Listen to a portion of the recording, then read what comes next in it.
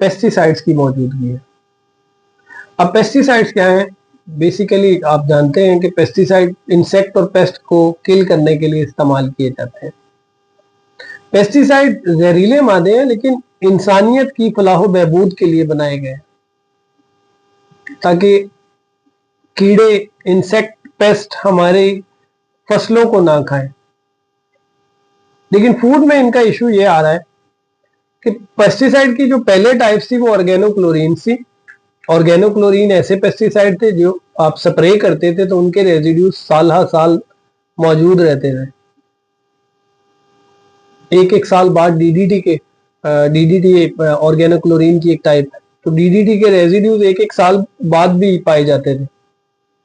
अब इनकी इतनी लंबी लाइफ होने की वजह से और ये जहरीले भी थे, तो लिहाजा इनको रिप्लेस किया गया। साइंटिस्ट ने एफर्ट करके ऑर्गेनोक्लोरीन्स को रिप्लेस किया। रिप्लेस किसके साथ किया? ऑर्गेनोफॉस्फेट के साथ। अब ऑर्गेनोक्लोरीन की जगह आ गए ऑर्गेनोफॉस्फेट। अब ऑर्गेनोफॉस्फेट अगर टॉक्सिसिटी के एतबार से हम कंपेयर करें ऑर्गेनोक्लोरीन के साथ, तो ऑर्गेनोफॉस्फेट ज्यादा जहरीले हैं, लेकिन इन्हें कम खतरनाक इसलिए कहा गया है कि ऑर्गेनोक्लोरीन्स तो रहते थे साल हर साल, कि आपने आज स्प्रे किया तो एक साल बाद भी स्टेबल पे डीडीटी के रेजिड्यूज होंगे। लेकिन ऑर्गेनोफॉस्फेट को अगर आपने स्प्रे किया है तो स्प्रे के 7 से 10 दिन बाद उसके रेजिड्यूज खत्म हो जाएंगे। इसीलिए आपने देखा होगा सड़कों के किनारे महकमा ज़राअत की तरफ से लिखा हुआ होता है कि चुनाई स्प्रे के 7 से 10 दिन बाद करें। कई जगहों पे मैंने खुद भी देखा है, शायद आप में से किसी ने भी देखा होगा कि महकमा ज़राअत ने मैसेज लिख के लगाया होता है।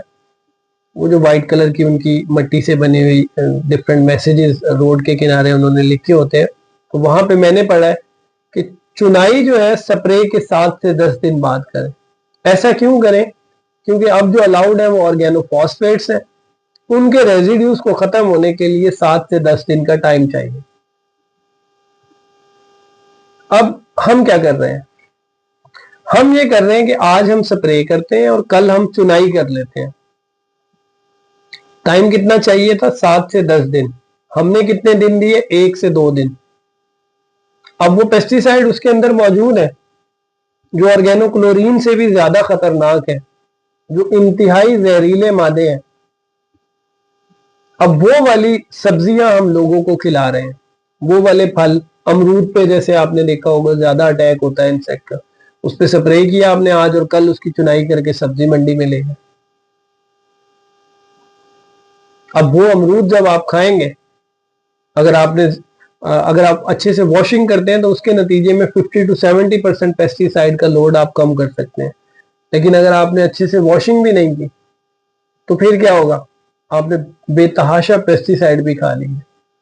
अब पेस्टिसाइड ऐसे जहरीले मादे हैं जिनके बेशुमार हेल्थ इंप्लीकेशन है। कैंसर तक काज करते हैं, स्टिल बर्थ काज करते हैं, नियोनेटल डिफेक्ट्स काज करते हैं, मेल और फीमेल के रिप्रोडक्टिव डिसऑर्डर काज करते हैं, स्किन की डिफरेंट टाइप की एलर्जीज जो है वो पेस्टिसाइड काज करते हैं।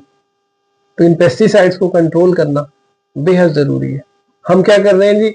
गोभी के केस में हम उसी टाइम पेस्टिसाइड के सोल्यूशन में डिप कर रहे हैं और रेडियो पे सजा रहे हैं ताकि उस पे उसके इंसेक्ट भी किल हो जाए, पेस्ट किल हो जाए और उस पे शाइन आ जाए।